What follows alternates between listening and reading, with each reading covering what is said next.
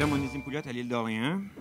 Je suis avec mon frère Daniel, copropriétaire de la ferme depuis 2001. Mon frère Daniel a fait son bac en agronomie. Donc, Daniel s'occupe essentiellement de la production puis de tout ce qui est à l'extérieur du bureau. Puis moi, j'ai fait mon bac en administration. Donc, mon territoire, moi, c'est plutôt 24 pieds par 24 pieds. Puis Daniel s'occupe du reste.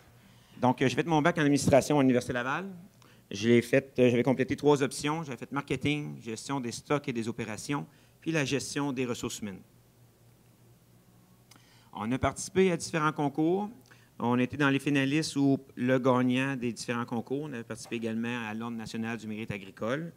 Ce qui est très bien comme concours parce que ça permet, ces juges-là voient vraiment plusieurs entreprises, puis ça permet de se faire comparer finalement par quelqu'un d'objectif. C'est que le feedback, ce qui est positif, moi je pense surtout à ce concours-là, c'est le feedback justement à cause des comparaisons qu'il peut y avoir.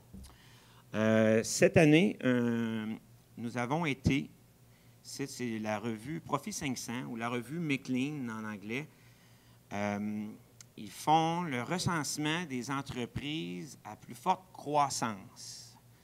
Donc, ils ont fait ça en septembre 2017. Donc, ils ont pris la croissance de 2016 à 2012 des entreprises de différents secteurs.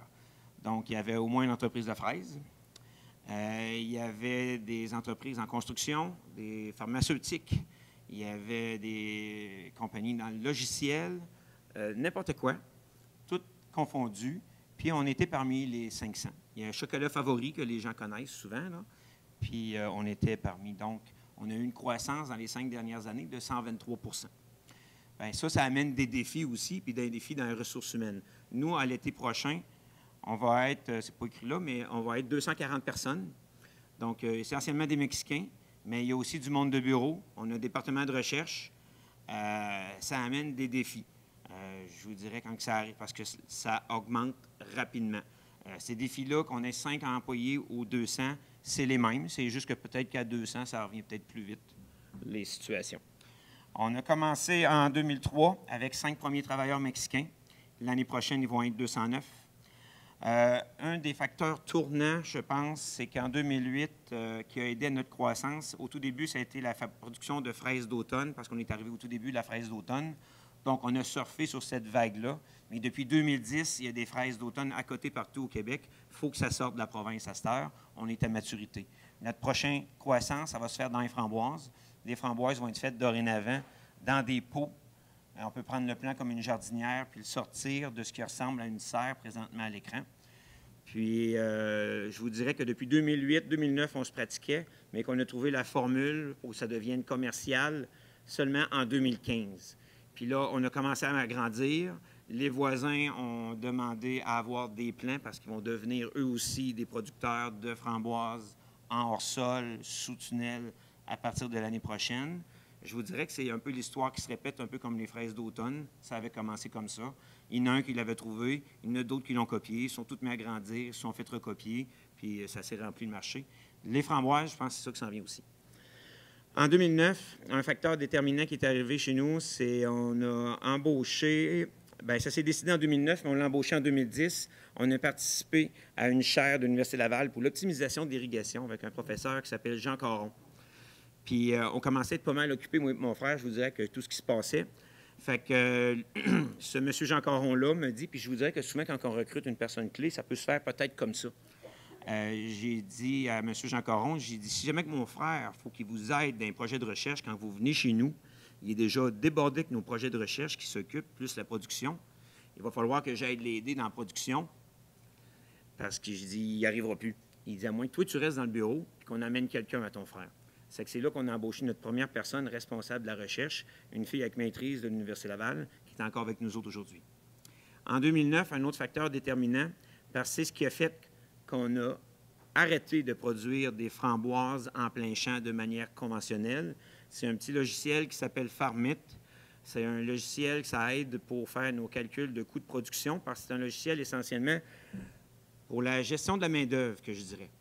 Puis avec ça, je vais en parler un peu plus loin, puis vous allez comprendre pourquoi. Mais à cause de ça, on a arrêté de faire des framboises parce qu'on a vu qu'on ne faisait pas d'argent avec nos framboises.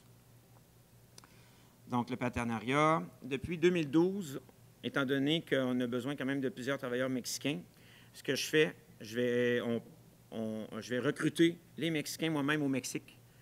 Puis je l'annonce à mes voisins. Puis souvent, je m'en vais recruter pour à peu près 80 à 100 travailleurs mexicains là-bas, pour soit notre ferme et ou les fermes voisines. Il ne faut pas penser, parce que je dis que je vais en recruter 100, que nos travailleurs mexicains ne sont pas stables dans le temps. Une mauvaise année, 90 % de la gang revient. Donc, en général, ils reviennent tout le temps. Une mauvaise année, c'est 90. Donc, des fois, c'est 95-96 % du monde qui reviennent. Mais quand on se met à demander aux voisins, quand ils en veulent, puis comme ils agrandissent leur gang, on agrandit notre gang, que ce soit du monde de l'île d'Orléans ou du sud de Montréal, je recrute. OK. La personne en haut, c'est Valérie. C'est la première qu'on a embauchée pour s'occuper du département de recherche et développement. Et puis, la photo en bas, c'est il y a mon père, ma mère et également mon frère qui est complètement à ma gauche. À ma gauche, oui. Mon père est décédé le 3 janvier cette année. C'était pas prévu, c'est pas un cancer ou quelque chose qui traînait, c'est un accident. Il s'est cogné la tête très fort. Fracture du crâne, 2 hémorragies, 3h30 plus tard, c'était fini. Donc, tout ça pour dire que des fois, on a une équipe qui semble solide, puis que ça peut changer pas mal vite. Qu'on ait une grande ferme ou une ferme plus petite. Puis c'est peut-être encore plus vrai dans une ferme plus petite. Parce que si vous faites tout à 2, puis qu'il y en a un qui part, il n'en reste plus rien qu'un. Fait que nous autres, on avait l'habitude de se dire, surtout avec Christiane qui est là, Christiane, elle a un peu la même chose, c'est produit à l'ancienne ferme où elle travaillait. En 2006, elle travaillait pour un producteur de poivrons. Puis, il est allé, le producteur de poivrons, au lieu de venir à une réunion qu'on avait pour notre club agro, il avait décidé avec des amis d'aller faire du skidoo. Il a traversé la trail de chemin de fer en même temps que le train passait. Il est décédé. La ferme, d'une trentaine, quarantaine de travailleurs, a fermé cette même année-là. Fait que, depuis, je vous dirais, 2006, l'année où on a embauché Christiane, on s'était dit, il faut qu'on soit dispensable. Il ne faut pas être indispensable. C'est que sa ferme qui a fermé, c'est pas pour rien. Il était indispensable. La ferme n'a pas pu continuer. C'était très innovateur comme ferme. Il y avait des Guatémaltèques en 2006. Il n'y en avait pas tant que ça, sinon ailleurs. Il était un pionnier. Mais la ferme a fermé. Fait que notre objectif qu'on a chez nous, c'est de devenir dispensable. Je ne suis pas loin d'être dispensable maintenant à cause des 2 personnes qui sont là. Mais rendre mon frère dispensable, c'est un peu plus difficile à attacher. C'est le gars de production, c'est le gars de mécanique. Moi, je ne connais rien en pesticides, je ne connais rien en engrais. C'est tout mon frère. Fait qu'on a une fille en recherche et développement qui peut peut-être aider pour les pesticides, les engrais, mais elle ne conduit pas de tracteur. Fait que le bout d'attacher mon frère pour le rendre plus dispensable, bien, on est en train. Là, on est en train d'afficher un pas, justement, pour s'aider encore là-dedans. Mais il faut garder ça toujours ça à l'esprit, parce qu'on n'est pas éternel, puis tu vois, ça nous est encore arrivé il n'y a pas longtemps. Donc, Joey, qui est l'autre personne à côté, lui, ça fait 1 an et demi qu'il est avec nous autres. Il a un bac en administration. Ça fait que Christiane ramasse ce que j'appelle les dossiers plus courts, courte durée, puis les dossiers de plus longue durée, c'est pour Joey, pour m'aider, éventuellement. Ça, c'est l'équipe qui aide Valérie à la recherche et développement parce qu'un peu dans la même logique, elle était toute seule à s'occuper du département de recherche et développement. On s'est dit, ici à part, c'est moi et Daniel qui se ramassent avec ça. On ne veut pas. On a embauché une 2e personne. Maintenant, ils sont 2,5 parce qu'il y en a toujours une qui est enceinte. Fait que, en réalité, ils sont 3, mais 2,5 présents. OK? Puis, là, ils vont être 2 enceintes en même temps. C'est pour ça que là, il y a un 4e nom qui apparaît. Il y a Valérie qui est sur l'autre diapo. Puis là, on vient de rajouter Marianne Lamontagne, qui est en train de finir sa maîtrise, qui a déjà été stagiaire chez nous à sa première année de bac. Puis là, elle a fini sa maîtrise. Fait qu'on lui a demandé si elle tentait de venir avec nous autres pour un remplacement de maternité, puis qu'en réalité, on voit plus à long terme quand même avec elle. Fait qu'elle a dit oui. Donc, les stagiaires, à quelque part, ça peut être un endroit où on a un futur candidat pour notre ferme. Donc, on a des stagiaires à tous les ans, entre 1 et 3, dépendamment des disponibilités. Cette année, je ne sais pas pourquoi, il y en avait vraiment beaucoup de disponibles. Puis, il y a d'autres personnes qui sont très importantes. c'est le Service national de l'emploi, c'est le programme de travailleurs étrangers mexicains. On a aussi des Guatémaltèques, on en a 6, mais on a tous 203 Mexicains. Donc, c'est au Mexique que je vais recruter. On travaille surtout avec le Mexique. Pourquoi? Concours de circonstances, ça aurait pu être autre chose, mais c'est comme ça que ça a fonctionné chez nous. On a commencé avec 5 travailleurs, c'est devenu 11, 21, 28, 51, 69. 3 fois 82. Par ceux qui s'en rappellent, autour de 2009, on a eu 3 augmentations de 50 cents sur 8 pièces et demie, 9 pièces. Ça faisait 5,5 de hausse à tous les débuts de saison. Quand que la main-d'œuvre représente la moitié de tes dépenses, 5 de hausse sur la moitié de tes dépenses, c'est pas mal. Fait que comme on savait qu'il y avait une annonce pour plus qu'un 50 cents, nous autres, on a breaké. On a dit, on va voir comment que les choses vont se placer. Puis, finalement, ça a continué. Donc, on est rendu à 209 en 2018. Officiellement, les Mexicains ou les Guatémaltèques, peut-être que si vous êtes une ferme laitière, vous avez peut-être des Guatémaltèques chez vous parce qu'ils peuvent être là plus que 8 mois. Un Mexicain ne peut pas être là plus que 8 mois.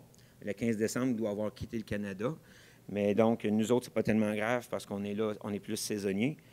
Ils sont là officiellement pour pallier au manque de main-d'œuvre. Donc, normalement, pour faire patte blanche, tout le monde a affiché à quelque part l'automne passé pour pouvoir engager des Mexicains parce qu'il n'y a officiellement aucun Canadien qui a appliqué sur la job. Ce qui est de bon, mais entre vous et moi, c'est la stabilité de l'entreprise, c'est eux autres. On enlève les Mexicains, on n'a plus de ferme. J'ai plus de département de recherche et développement, j'ai plus, qu'on va dire, des qualités, des jobs de plus de qualité, qu'on va dire. On enlève les Mexicains, j'ai plus la stabilité, je ne peux pas investir dans un département de recherche et développement, je ne peux pas investir dans un Joey qui va pouvoir faire en sorte que je vais être dispensable tantôt non plus. Parce qu'on l'a, on peut construire pour le futur. C'est comme une assurance.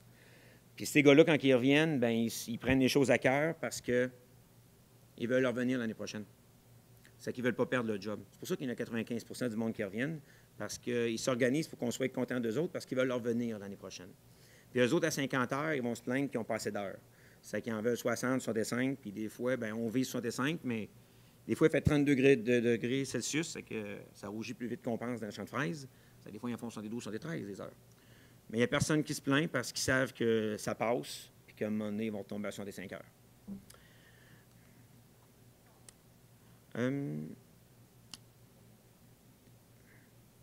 La CUMO, on a déjà essayé une CUMO, parce qu'on parle de ressources humaines. CUMO, un peu comme une CUMA, OK, mais pour coopérative d'utilisation de main-d'œuvre. OK? Bien, en horticulture, ça ne marche pas. Parce que quand on a des fraises, les autres ont du brocoli, ils ont de la laitue. On a tous le même besoin en même temps. Ça ne marche pas.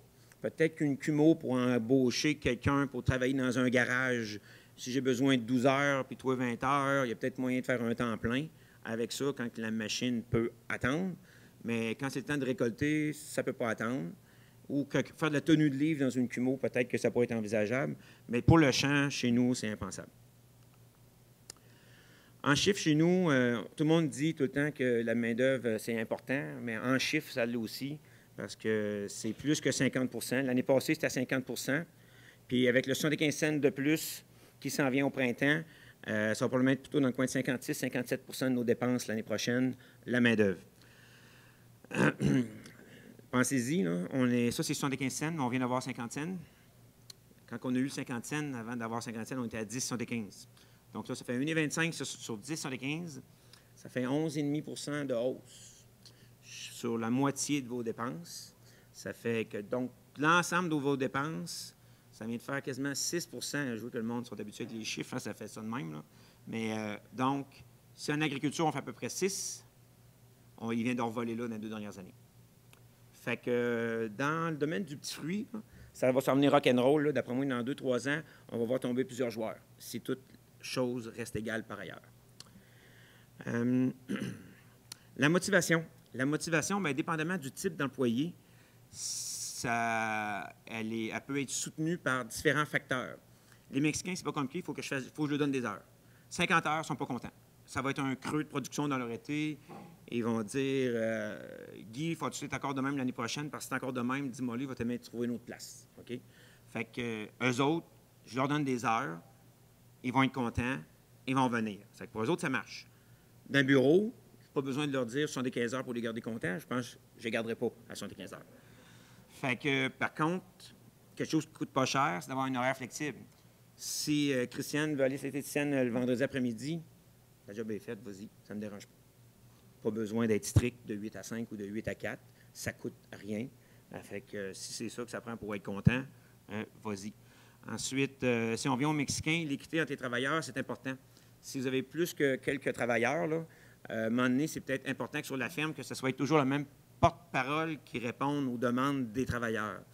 Parce que si Guy est plus dur que Daniel, puis Guy dit « je ne te prête pas l'auto pour cette raison-là », puis qu'on demande à Daniel, puis qu'il dit oui à l'autre, on comprend que ça fait un différent comme 2 poids, 2 mesures pour... C'est-tu Guy ou Daniel, ou c'est parce qu'on est plus fin qu'un travailleur que l'autre?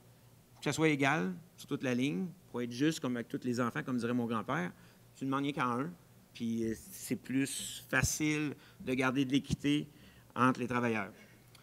Donc, les horaires, là, je reviens aux gens des bureaux, les horaires flexibles. Moi, je sais qu'il y a une fille chez nous, le département de recherche, elle faisait Ironman. Ça qu'elle s'entraînait, puis des fois, elle arrivait à 9h30, 10h le matin, mais elle partait à 6-7 h le soir. Puis la job est faite, ça ne me dérange pas. Horaire flexible. Fait que, c'est ça. Les bonis, je sais que dans les fermes, à cause du chemin de la hausse du salaire, ils vont essayer d'inclure un boni. Moi, s'il y en a qui pensent à ça, moi, je dirais d'être prudent avec ça. Parce que si c'est comme au prix ou au rendement dans la boîte, nous autres, pour avoir fait une expérience avec des voisins dans le passé, on s'est aperçu que c'est une formule qui marche la semaine 1, peut-être la semaine 2, mais la semaine 3, l'excitement du bonus passe, puis on revient tout à la même vitesse. Fait que si tu veux inclure le bonus, puis le renlever après, bien là, quand tu l'as donné, attelle-toi pour le renlever après, parce que ça va chialer. Donc, le recrutement, nous autres, ça se fait essentiellement à travers les travailleurs mexicains, pour ce qui est dans le champ, les manœuvres agricoles. Puis pour ce qui est des locaux, on a nos enfants qui ont commencé à nous amener des gens pour travailler un peu dans le champ, mais souvent pas pour du désherbage, parce qu'on les perdrait, ils ne resteraient pas. Puis, mais là, on commence à nous emmener des livreurs parce qu'on fait de la livraison de fraises. Donc, ça, c'est des jobs qui intéressent un peu plus les locaux. Donc, c'est par contact, les stagiaires, les annonces, ça n'a jamais marché. Je ne sais pas, vous autres, si c'est pareil, surtout si vous compétitionnez. On me dit tantôt, dans Saint-Georges, il y a plein d'affichages, nous embauchons, nous embauchons. Bien, on va dire, si les shops sont vides, avant qu'ils arrivent dans le champ, ça va être long. Quand on fait l'embauche, je pense que c'est bien qu'on prenne plus que 5 minutes avant l'arrivée du candidat pour se préparer à l'entrevue. Déjà avoir clarifié sur papier ou n'avoir même parlé avec les autres personnes dans l'entreprise quel type de personnes on cherche, mais aussi quelles tâches on va lui attribuer. Parce qu'il y a peut-être d'autres personnes dans l'entreprise qui vont lui attribuer d'autres tâches qui pourraient bonifier l'emploi pour pouvoir attirer cette personne-là. Parce qu'au bout du compte, il faut qu'on les attire. Peut-être qu'il y a 30 ans, le taux de chômage était à 8,5 % puis que c'était facile de trouver du monde, mais à 4,5 %, qui est proche du plein emploi, c'est nous autres qui avons la job de séduire le candidat. Donc, notre description de tâche doit être bien faite, puis il faut trouver le moyen, à travers le processus d'entrevue, de se vendre puis de se vanter. Nous autres, on dit qu'on a un département de recherche. Souvent, ça attire du monde. Dans le lait, j'imagine qu'il y a des degrés de performance sur le gras ou autre chose, qu'on est meilleur que la moyenne. Il faut aller attacher le candidat avec une variable qui nous démarque des autres. Il faut être différent. Sinon, pourquoi il viendrait chez nous? J'ai déjà vu quelqu'un de trop qualifié. Quelqu'un qui avait appliqué avec un doctorat, même si c'est arrivé 2 fois. On ne l'avait pas pris. On ne l'a pas pris parce que j'ai eu peur de ne pas être capable d'y donner assez de jus pour ce qu'il est capable de faire, puis que finalement, il nous quitte pour aller, mettons, enseigner à l'université. Donc, on a embauché des gens avec des maîtrises à la place. Quand les travailleurs arrivent, ils ont toute une présentation. Quand on lui parle, bon, par exemple, que le salaire, ça, c'est le vieux salaire. Là, on était passé de 10,75 à 11,25. C'est une présentation qui dure 2-3 heures. On parle des normes du travail, on parle des congés parentaux qui ont droit, on parle des règlements de la ferme, puis ça lui permet de les introduire tranquillement. Ce qu'on fait pour essayer de rendre l'ambiance favorable, on a déjà fait des Olympiades, on a installé un terrain de volleyball. On a déjà fait de la pizza. On a dit, préparez pas votre lunch demain, on fait un dîner pizza dans un moment où on avait moins d'ouvrage. Des cadeaux pour les employés. Des fois, je voudrais qu'il y en a plusieurs qui aiment ça, identifier au nom de la ferme, que ce soit un manteau, une boîte à lunch, une bouteille d'eau ou une casquette ou un T-shirt. C'est ça. Puis donc, pour aussi favoriser à les conserver, bien, l'horaire flexible que je disais tantôt, c'est vrai. C'est vrai l'été, mais c'est aussi vrai l'hiver. L'hiver, nous autres, c'est plus mollo. On n'est plus 200, on est 7. Puis sur les 7, s'il y en a 2 qui veulent aller passer 3 semaines ou 3 mois au Mexique, puis travailler à distance à partir de là, puis faire 17 heures à 37 heures par semaine de distance, bien, ça se fait. Puis pour nous autres, bien, la job se fait, c'est que ce n'est pas un problème, puis la personne reste avec nous autres. Nous autres, dans le champ de fraises, il n'y a aucun contremaître. Il y a 200 Mexicains, il n'y a pas de contremaître. L'idée, c'est qu'à partir du moment qu'on met un contremaître dans le champ, on prend les responsabilités de tout le monde.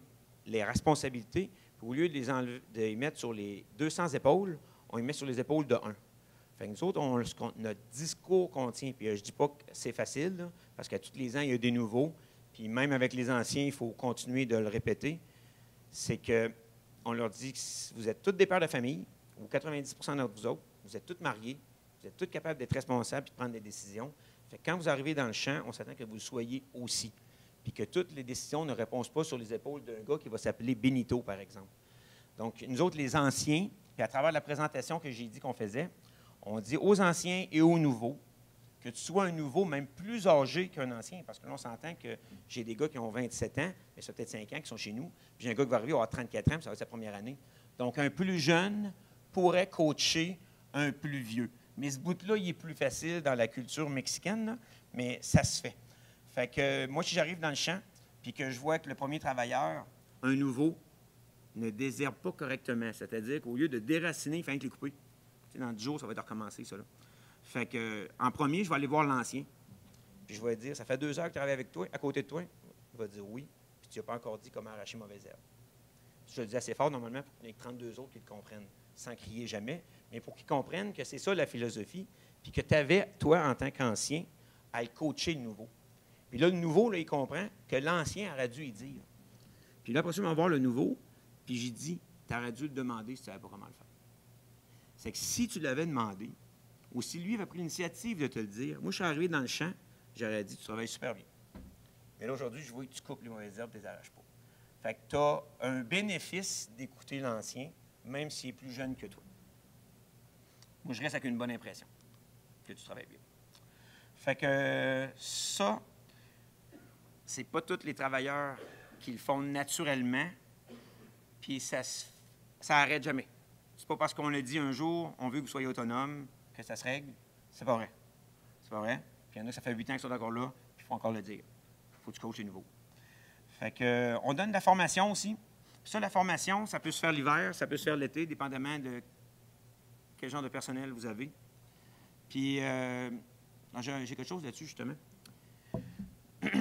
Moi, un jour, dans notre coin, ça c'est déjà arrivé, il y a quelqu'un qui avait des bons opérateurs.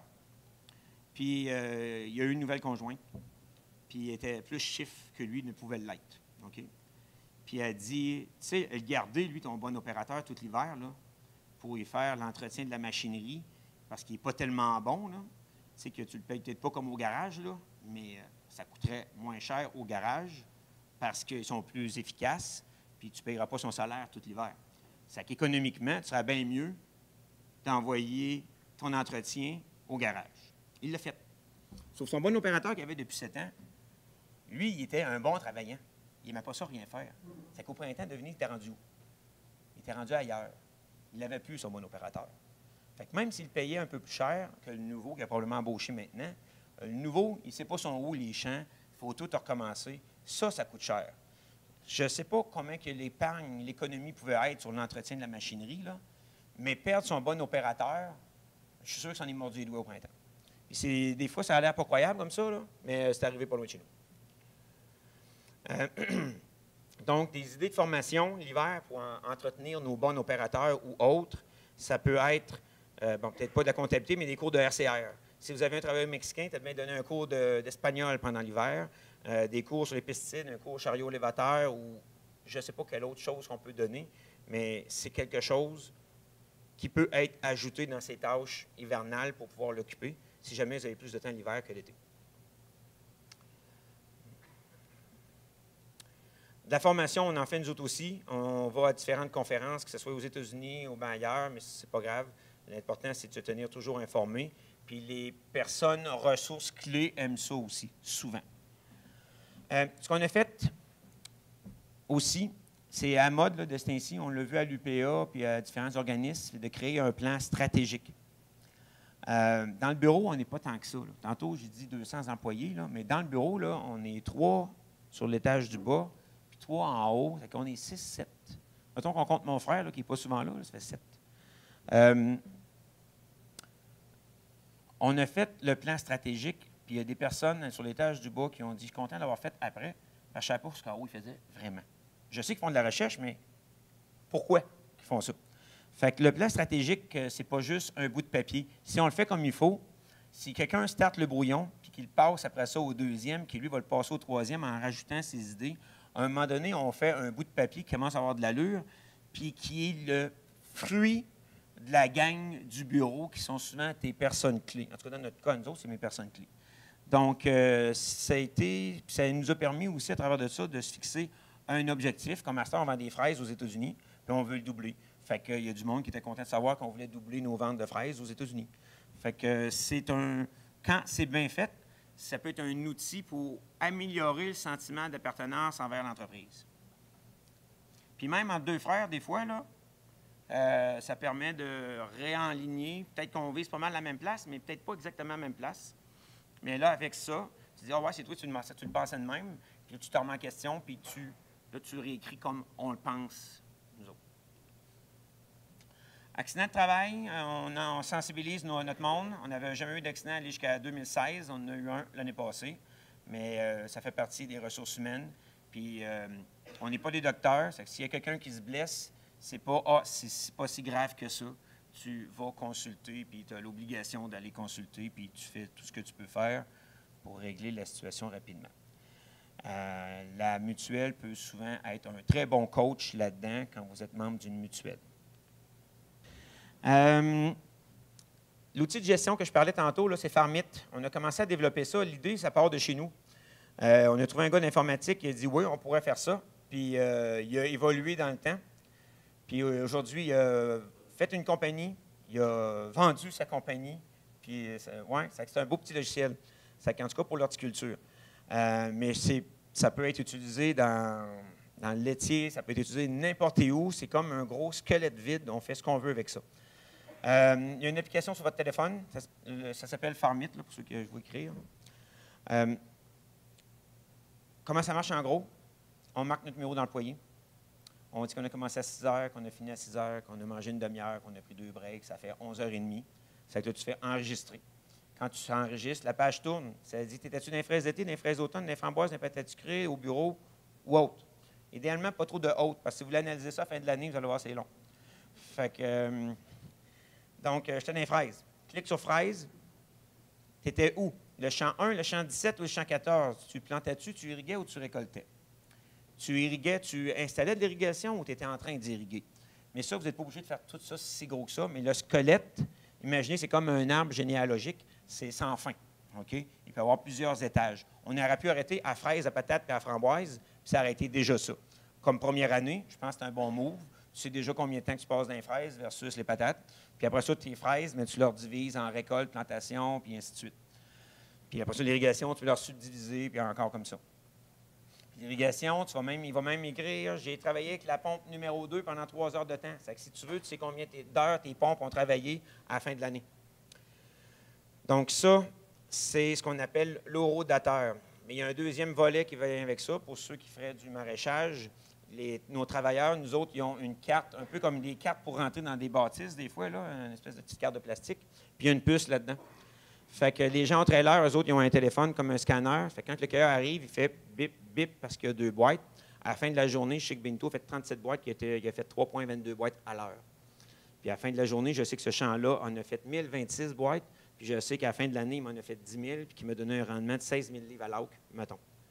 Fait que ça, c'est ce qu'on appelle le tracking. Puis un troisième volet qui s'est ajouté à ça, qui est la salubrité, où ce que les délais d'entrée au champ ou de récolte sont tenus pour compte, puis que l'on ne peut pas rentrer dans le champ d'ici parce qu'il a été pulvérisé hier, puis bon, avec les tels produits, puis ça. Fait que ça, c'est pour Canada Gap, pour vendre nos chaînes. C'est une espèce d'audit qu'on doit suivre à tous les ans. Puis il correspond annexe pour annexe près au Canada Gap. Il a été fait pour ça. Fait que ça, c'est notre logiciel. Puis c'est à cause de ça, justement, parce que le monde mettait leur temps dans framboises plein champ, qu'un jour, on a arrêté de faire des framboises en plein champ. Parce que c'est pas vrai que l'hiver, quand tu te mets à penser à ça, là, sur le coin de ta table, là, comme maintenant qu'on a passé les framboises, que tu vas te rappeler de tout. Tout ce qui peut arriver, c'est que tu oublies des heures. C'est juste ça qui peut arriver. Fait que là, avec ça, tu n'oublies rien.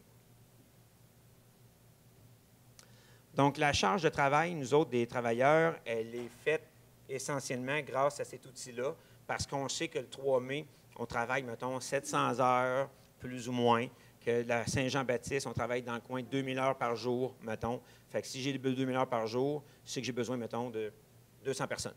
Okay? Fait que notre grille de besoins de travailleurs pendant l'année est faite en fonction de ça.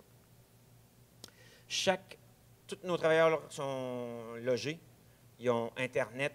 Fait que la veille, je les prépare déjà mentalement en leur envoyant un courriel qui dit quel champ qu'on va aller récolter demain. En passant, Binto, puis Israël, puis Ezus, vous autres, vous rentrez 15 minutes avant les autres parce que vous allez partir avec les trailers et les contenants. Les autres, vous allez rentrer à 6h30, puis ils se présentent tous à 6h30 devant le bureau. Devant le bureau, imaginez ça un peu, là, vous avez à peu près 150 ou 160 personnes là, qui font une demi-lune. Là. Puis chaque personne sait à quel bus ils sont déjà attribués normalement. Donc, Martin, tu es dans le bus 3, puis Sylvain, tu es dans le bus 2. Fait que nous autres, on dit bus 3, champ 17, bus 2, 103. Fait que en dedans de 5 minutes, j'ai 160 personnes de partie. Puis ils savent où ils s'en vont. Ils savaient déjà un peu, s'ils avaient lu leur courriel de la veille, que c'était pour faire du désherbage ou de la récolte. Je le répète le matin, mais déjà la majorité du monde savent où on s'en va. Donc, le fonctionnement d'autobus, j'ai des maisons. J'ai des maisons de 10 à 12. Pour ceux qui voudraient avoir beaucoup de Mexicains à un moment donné, là, sachez qu'en ressources humaines, dans un groupe de 10 personnes, il y a toujours un leader, un confident, un gars qui fait des jokes, puis tout le monde prend son rôle. C'est que si vous faites la grosse cafétéria à un moment donné, puis le gros dortoir, ça veut dire que tu as 3-4 leaders, puis là, c'est le début des guerres. Fait que 10 à 12. Je dis 12, le chiffre c'est 10, là, mais je dis 12, parce que dans les normes, c'est un frigidaire pour 4, puis avec 10, ça ne marche pas. Fait que pour une raison d'économie, ça a été 12. Fait que ça, c'est une page générale qui dit que ça ne se voit pas très bien par ces petits, là, mais c'est un peu résumé de ma journée. Puis là, je vois là-dessus qu'il y en a déjà 192 qui ont rentré leur temps. Je vois qu'on a des champs qu'on ne peut pas aller faire de délai avant récolte, qu'on ne peut pas avant le 15 de juillet. Puis je sais que cette journée-là, on a quasiment remonté 5000 boîtes. Là. Il y a 4 types de boîtes. Là. Le total, c'est à peu près 5000. Donc, c'est comme un peu un résumé, une page résumée de ce qui s'est passé dans une journée. Dans chaque maison, je fournis un iPod, OK? Ou un téléphone, peu importe le téléphone, quelque chose qui ressemble à un iPod. À l'époque, c'était des iPods, mais à ce temps, il y a des téléphones. Puis, qui sert de iPod pour qu'ils puissent entrer leur temps.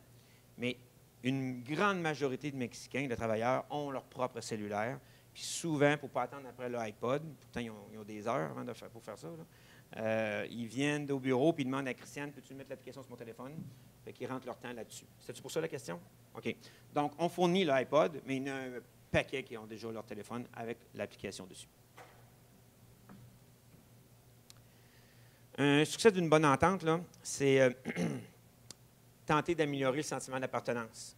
En essayant de les rendre autonomes, je vous dirais que c'est un peu ça qu'on essaye de faire avec les travailleurs mexicains. Comme la majorité d'entre eux ont leur propre champ de café ou de canne à sucre, sont donc à quelque part agriculteurs eux-mêmes, ça qu'on est pas loin, ils ne sont pas loin de nous comprendre déjà de ce qu'on leur demande parce qu'ils ont leur champ, eux autres aussi. Fait que quand on dit qu'il ne faut pas perdre de temps au champ, il comprend parce que lui aussi, quand il fait du café, des fois, il a besoin d'un coup de main. Puis il aime ça quand le monde va avoir 120 kilos dans la journée au lieu de 80. Fait qu'ils nous comprennent. On dit que notre porte est toujours ouverte, même si elle est physiquement fermée à cause de la poussière. Là. Mais on leur dit. Puis même quand ça ne nous tente pas, il faut prendre le temps. Notre journée, nous autres, à Saint-Jean-Baptiste, les journées commencent de bonne heure, puis il fait chaud. Ça fait que les fraises, la chaleur, ils n'aiment pas bien ça, mais plus il fait chaud, plus il y a de fraises. Donc, on commence la demi-lune, là, les 160 gars, c'est 4h15 le matin. Bon. Fait que, puis des fois, il fait chaud. Fait que des fois, ils finissent quand même à 6 heures. Ça fait des méchantes journées. OK? C'est que toi, tu es là quand ils commencent, tu es là quand ils finissent, mais ils n'ont pas pu venir te voir pendant le jour parce qu'ils travaillent. Fait que toi, à 6 heures, tu dois bien t'en aller aussi parce que ta famille est chez vous, puis toi, ta femme, moi, dans mon cas, elle ne travaille pas de l'agriculture. Fait qu'elle voudrait bien que j'arrive souper éventuellement. Fait que, mais là, tu vois les bus arriver. Là, tu sais qu'il y en a 2, 3 qui s'en viennent vers le bureau. Bien, tu as dit que ta porte est ouverte.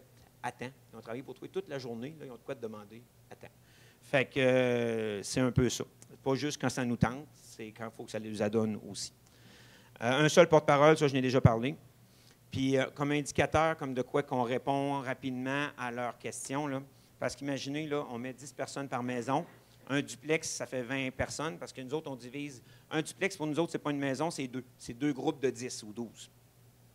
Donc, à 184 qu'ils étaient l'année passée, ça faisait 17 maisons. 17 maisons fois 3 frigidaires, fois un micro-ondes, fois à peu près 2 laveuses, 2 sécheuses. Il y a tout le temps un rond de poêle qui ne marche pas à quelque part. Ça fait qu'un indicateur de réponse, c'est on leur dit, nous autres, qu'en dedans d'une journée ou 2, il faut que ça soit réglé. On a un gars qui s'occupe juste de l'entretien. Il fait d'autres choses aussi, là, mais il fait surtout ça. Parce qu'il faut leur répondre. Parce que lui, il est là 4 mois et demi. Il ne faut pas que ça prenne un mois répondre, régler son Internet ou régler son rond de poêle. C'est que nous autres, dans nos points forts, je pense que le fait de travailler avec des travailleurs mexicains, c'est un point fort. Ça aide. Ils sont motivés, il faut juste les garder motivés. C'est pas comme si tu prenais un démotivé puis de l'emmener motivé. Là. Lui, il faut que tu le gardes motivé. Système d'évaluation. À cause du tracking, là, on scanne les travailleurs, on sait leur rendement, puis je l'affiche, ce rendement-là. Oui, hein? Je ne marque pas leur nom. Je marque le numéro d'employé, mettons 26. Fait que si tu connais ton frère qui est numéro 27, peut-être que lui, tu le sais, mais tu ne sais pas c'est qui le 127 puis le 169e. Fait que, mais ça lui permet de voir si le rendement par rapport au reste du groupe est bon. S'il est dans le fond de la cave, il y a lieu de se poser des questions s'il va être dans 5-6 qui ne reviendra pas l'année prochaine. OK? Si ça arrive une fois, ce n'est pas grave. Si ça arrive 2 fois, ce n'est pas grave. Mais si tu es tout le temps là, commence à allumer une lumière. Parce que les marges de profit ne sont pas grandes, je ne peux pas te subventionner. Fait qu'ils le savent, puis ils le comprennent, parce qu'ils sont aussi des travailleurs, des propriétaires de ferme. L'autre évaluation qu'on fait, qui est annuelle ou au besoin pendant l'été, si c'est au besoin pendant l'été, c'est parce que ça ne va pas bien. Okay? Mais sinon, à la fin de l'année, je rencontre chacune des personnes individuellement. L'année passée, ils étaient 185. C'est entre 5 minutes et 60 minutes par gars. Multiplie ça par 185, là, même si c'est juste 10 minutes, c'est ton mois d'octobre, ton mois de novembre, il est occupé. Fait que, mais c'est important. Puis il y en a qui me demandent, Guy, tu vas avoir le temps de nous passer en évaluation? Oui, ils veulent le faire.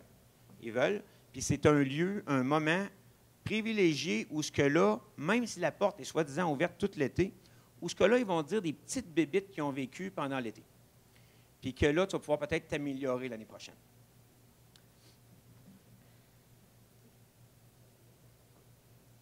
Il faut s'entourer des personnes qui peuvent nous compléter. Moi, je vous dirais que moi et mon frère, on ne se complète pas pire. Lui, un bac en agronomie, il est dehors. Moi, un bac en administration, je suis en dedans. La jeune personne qui est là, qui s'appelle Valérie, c'est la première de la recherche et développement qu'on a embauchée. Elle est très dynamique. Elle a des forces que mon frère n'avait pas, qu'elle vient compléter. Mais ce n'est pas obligé d'être des gens toujours formés. Ça peut être des Mexicains aussi. Ici, on a Benito et Adelino, c'est 2 anciens. Benito est arrivé en 2003, Adelino 2005, je pense. Puis, il y a bien des situations qui se passent dans le champ que c'est lui qui règle. Il y a une certaine notoriété. Il est à la remorque. Il n'est pas un contremaître. J'en ai pas de contremaître.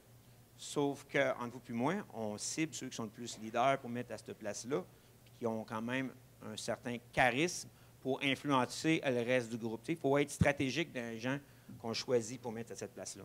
Puis, Benito, entre autres, c'est un gars qui règle bien des situations parce qu'il y a un certain respect envers lui, puis il y a une certaine logique, puis il est capable de passer son message. Il n'est pas un Adolf Hitler, il est capable de parler au monde.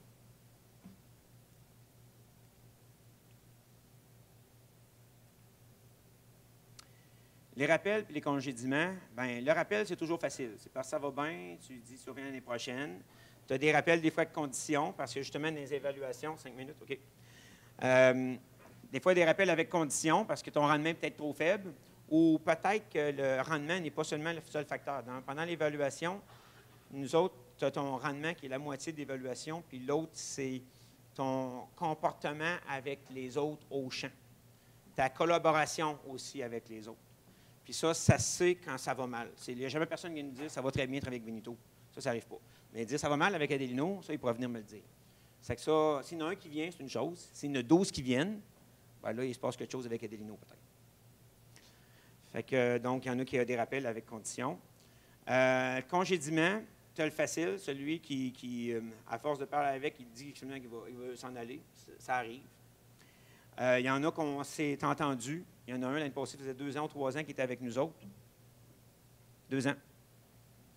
Puis, il avait aimé sa première année, puis il a même été très bon. L'année passée, son rendement était dans la cave, puis il s'est blessé. Puis, il s'est blessé, il était malade, il n'était pas blessé. C'est qu'on l'avait quand même affecté à des travaux légers parce qu'il ne pouvait pas aller travailler, mais ce n'était pas un accident de travail. Puis, il ne filait pas. Puis, à parler ensemble, on s'est dit, on arrête tout ça, là. Puis il a dit, j'aimerais mieux ça. Fait que des fois, juste à parler avec le gars, des fois, il est sur le bord de te le dire, c'est juste d'aller le chercher. Donc, il voulait s'en aller finalement. Donc, des fois, c'est de parler avec. D'entente, on s'est entendu, puis on s'est splitté le billet d'avion, puis il est reparti. Puis, il y a toujours le plus compliqué, ça, on ne souhaite pas en avoir trop. Quelqu'un qui n'est pas fin avec les autres, qui a un mauvais comportement ou qui n'a pas de rendement, bien ça, s'il est là plus qu'un an, il faut que tu le documentes parce qu'il faut que tu aies des bonnes raisons de congédier quelqu'un. Le taux horaire à payer, des fois, les gens se demandent quel salaire payer. Moi, Valérie, qui s'occupe du département de recherche, là, ça ne me dérange pas de la payer plus cher que les autres. Parce qu'elle, elle travaille toute seule, elle nous enlève des charges de travail, elle développe, elle vaut son salaire. Puis il y a peut-être du monde, des fois, qui gagne la moitié de son salaire, qui sont peut-être payés trop cher. Donc, quel salaire on doit payer à quelqu'un? Bien, ça dépend de comment bon qu'il est. Puis s'il est vraiment bon, probablement que tu devrais le payer plus cher pour le garder, s'il peut t'enlever l'ouvrage. Fait qu'en résumé, si on reste dans un contexte de ressources humaines, là, en agriculture, il y a quelque chose de bien pour les ressources humaines, c'est qu'on peut faire à peu près ce qu'on veut. Si tu aimes ça, avoir du monde autour de toi, bien, fais des fraises puis du brocoli, puis tu vas avoir du monde. Si tu aimes ça, avoir une petite équipe, toujours les mêmes, fais des céréales ou du laitier, puis vous allez être 3, vous allez être 8. Puis, donc, tu peux faire ça un peu au modèle ou à ton image. Puis nous autres, bien, ça donnait qu'on aimait ça qu'il y ait du monde, fait qu'on a fait des fraises.